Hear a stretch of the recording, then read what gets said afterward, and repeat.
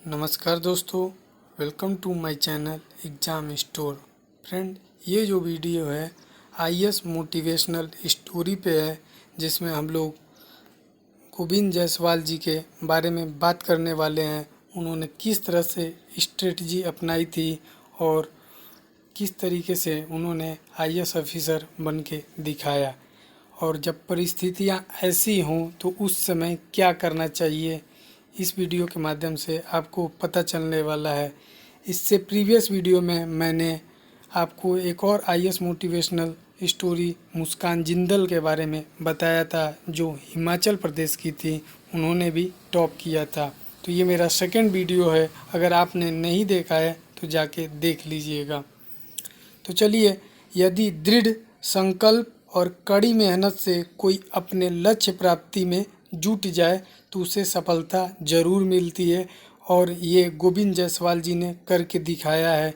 क्योंकि इनके पिताजी रिक्शा चलाते थे, और रिक्शा चलाने वाले के पिताजी आईएएस ऑफिसर बन जाएं तो ये रिक्शा चलाने वाले के बेटे अगर आईएएस ऑफिसर बन जाते हैं तो बहुत ही बड़ी बात है।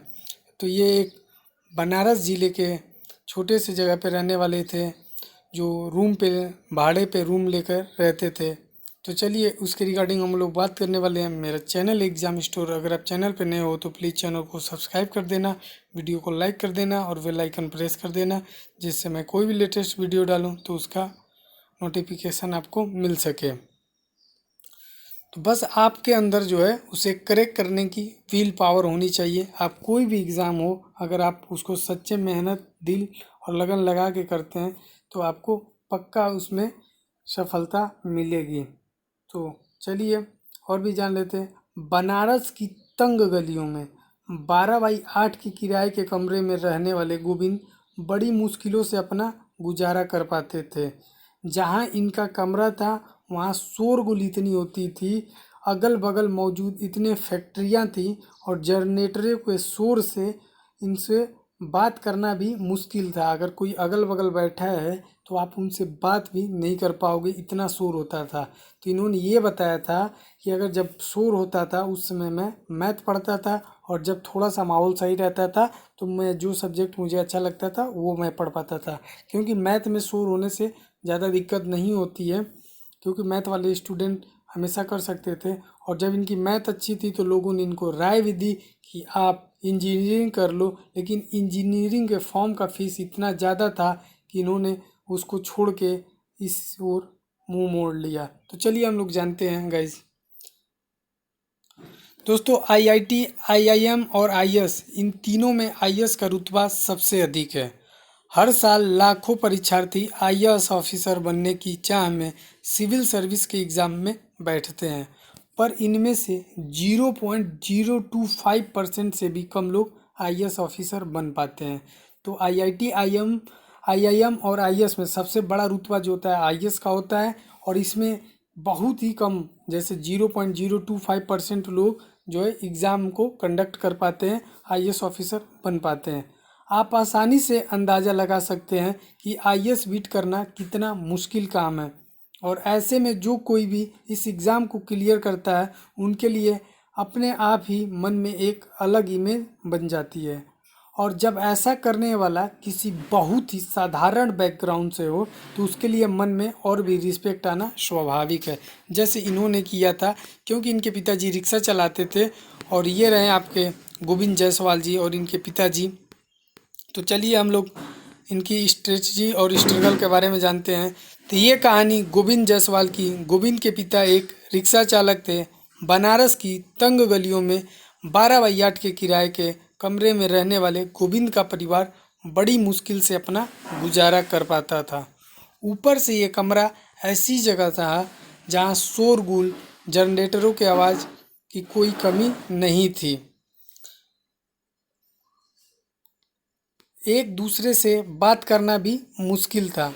नहाने धोने से लेकर खाने पीने तक का सारा काम इसी छोटी सी जगह में गोविंद और उनके माता पिता और दो बहनें करती थीं। पर ऐसी परिस्थिति में भी गोविंद ने शुरू से पढ़ाई पर ध्यान दिया था। अपनी पढ़ाई और किताबों का खर्चा निकालने के लिए वो क्लास 8 से ही ट्यूशन पढ़ाने लगे थे। तो देखिए, ये पहले से ही अपने खर्चा को निकालने के लिए क्लास 8 के स्टूडेंट को कोचिंग पढ़ाना स्टार्ट कर दिए थे, ताकि थोड़ा बहुत जो भी इनकम हो उससे मैं अपनी कॉपी किताब या जो भी हो कर सकूं। बचपन से एक अशैक्षिक माहौल में रहने वाले गोविंद को पढ़ाई लिखाई करने पर लोगों के ताने सुनने पड़ते थे। चाहे तुम जितना भी पढ़ लो, चलाना तो रिक्शा ही है। ये लोगों की सोच थी जो उनके ऊपर इम्प्लीमेंट की जाती थी कि तुम कितना भी कुछ कर लो, लेकिन चलाना तो तुमको रिक्शा ही है। पर गोविंद इन सब के बावजूद पढ़ाई में जुटे रहे। उनका कहना था कि मुझे डाइवर्ट करना असंभव था। अगर कोई मुझे डिमोरलाइज करता था तो मैं अपनी स्ट्रगलिंग फैमिली के बारे में सोचने लगता था। आसपास के शोर से बचने के लिए वे अपने कानों में रुई लगा लेते थे, और ऐसे वक्त तक डिस्टरबेंस ज़्यादा होती थी तो मैथ लगाते थे, और जब कुछ शांति होती थी तो अन्य सब्जेक्ट पढ़ते थे। रात में पढ़ाई के लिए अक्सर उन्हें मोमबत्ती, ढेबरी इत्यादि का सहारा लेना पड़ता था, क्योंकि उस समय जो है बिजली ज़्यादा नहीं रहती थी। इनके इलाके में 12 से 14 घंटे बिजली कटौती रहती थी। तो इतना ज़्यादा बिजली कटौती रहने के कारण इनको ढेबरी या मोमबत्ती का सहारा लेना पड़ता था अपने पढ़ाई को चालू रखने के लिए। चूँकि वो शुरू से स्कूल टॉपर रहे थे और साइंस सब्जेक्ट में काफ़ी तेज थे, इसलिए क्लास 12 के बाद कई लोगों ने उन्हें इंजीनियरिंग करने की सलाह दी। उनके मन में भी एक बार यह विचार आया, लेकिन जब पता चला कि एप्लीकेशन फॉर्म फीस 500 रुपये हैं तो उन्होंने ये आइडिया ड्रॉप कर दिया और BHU से अपनी ग्रेजुएशन करने लगे, जहाँ सिर्फ 10 रुपये की औपचारिक फीस थी। तो दोस्तों देखिए, जबकि ये करना चाहते थे इंजीनियरिंग, लेकिन फीस इतनी ज़्यादा थी कि इन्होंने अपना पाँव वापस ले लिया और वहीं BHU में ग्रेजुएशन करने लगे, जिसकी औपचारिक फ़ीस 10 रुपये मात्र थी। तो परिस्थिति और हालात ने इनको मजबूर कर दिया था, इंजीनियरिंग नहीं करने दिया, लेकिन इन्होंने बहुत बड़ा काम किया है। गोविंद अपने IAS अफसर बनने के सपने को साकार करने के लिए पढ़ाई कर रहे थे और फाइनल प्रिपरेशन के लिए दिल्ली चले गए। लेकिन इसी दौरान उनके पिता के पैरों में गहरा घाव हो गया था। तो इनके पिताजी के पैर में गहरा घाव हो गया था और वो बेरोजगार हो गए। ऐसे में परिवार ने अपनी एकमात्र संपत्ति, एक छोटी सी ज़मीन को 30,000 रुपये में बेच दिया, ताकि गोविंद अपनी कोचिंग पूरी कर सके।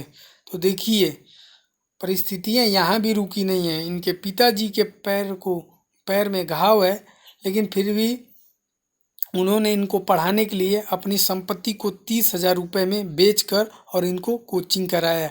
और ये भी कम नहीं थे, इन्होंने भी उस 30,000 रुपये का बहुत ही अच्छा उपयोग किया और बहुत अच्छे तरीके से पढ़ाई किया, और उन्होंने उनको निराश नहीं किया। तो चलिए आगे और भी सुनते हैं।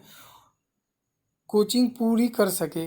गोविंद ने भी उन्हें निराश नहीं किया। 24 साल की उम्र में अपने पहले ही अटेम्प्ट में 2006 474 सफल कैंडिडेट में 48वां स्थान लाकर उन्होंने अपनी और अपने परिवार की ज़िंदगी हमेशा हमेशा के लिए बदल दिया। तो दोस्तों देखिए, अगर आप पैसा लगा रहे हो और सही जगह लग रहा है तो कोई दिक्कत नहीं होती है। अगर आपने पैसा लगाया और उसका रिजल्ट नहीं मिलता है तो बहुत दिक्कत हो जाती है। मैथ पर कमांड होने के बावजूद उन्होंने मेंस के लिए फिलॉसफी और हिस्ट्री चूज किया और प्रारंभ में इनका अध्ययन किया। उनका कहना है कि इस दुनिया में कोई भी सब्जेक्ट कठिन नहीं है, बस आपके अंदर उसे क्रैक करने की विल पावर होनी चाहिए। तो बहुत बड़ी बात इन्होंने बोली है। अंग्रेजी का अधिक ज्ञान न होने पर उनका कहना था, भाषा कोई परेशानी नहीं है, बस कॉन्फिडेंस की ज़रूरत है, यानी आत्मविश्वास की ज़रूरत है। मेरी हिंदी में पढ़ने और व्यक्त करने की क्षमता ने मुझे अचीवर बनाया। अगर आप अपने विचार व्यक्त करने में कॉन्फिडेंट हैं तो कोई भी आपको सफल होने से नहीं रोक सकता। कोई भी भाषा इन्फीरियर या सुपीरियर नहीं होती है, ये महज सोसाइटी द्वारा बनाया गया एक परसेप्शन है। भाषा सीखना कोई बड़ी बात नहीं है, खुद पर भरोसा रखो। पहले मैं सिर्फ हिंदी जानता था, गोविंद जायसवाल जी बोल रहे हैं। IAS एकेडमी में मैंने इंग्लिश पर अपनी पकड़ मजबूत की। हमारी दुनिया हॉरिजॉन्टल है, ये तो लोगों का परसेप्शन है जो इसे वर्टिकल बनाता है, और वो किसी को इन्फीरियर तो किसी को सुपीरियर बना देते हैं। गोविंद जी की यह सफलता दर्शाती है कि कितनी ही अभाव क्यों ना हो, यानी कितनी भी कमी क्यों ना हो, लेकिन दृढ़ संकल्प और कड़ी मेहनत से कोई अपने लक्ष्य प्राप्ति में जुट जाए तो उसे सफलता जरूर मिलती है। तो आज उन्हें आईएएस अफसर बने 5 साल हो चुके हैं, पर उनके संघर्ष की कहानी हमेशा हमें प्रेरित करती रहेगी। दोस्तों, तो 5 साल से ऊपर भी हो चुके हैं, क्योंकि ये जो स्टोरी है मैं अब सुना रहा हूँ 2020 में, और 2006 में ही क्वालिफाई किए हैं, यानी 14 साल हो चुके हैं। इस पोस्ट को पढ़ने के लिए गोविंद जायसवाल ने कमेंट किया और इसके लिए आभारी हैं। तो गोविंद जायसवाल ने ये पढ़ी अपनी, और उस पर तो मिलते हैं फिर नेक्स्ट वीडियो में। तब तक के लिए गुड बाय, टेक केयर, जय हिंद दोस्तों।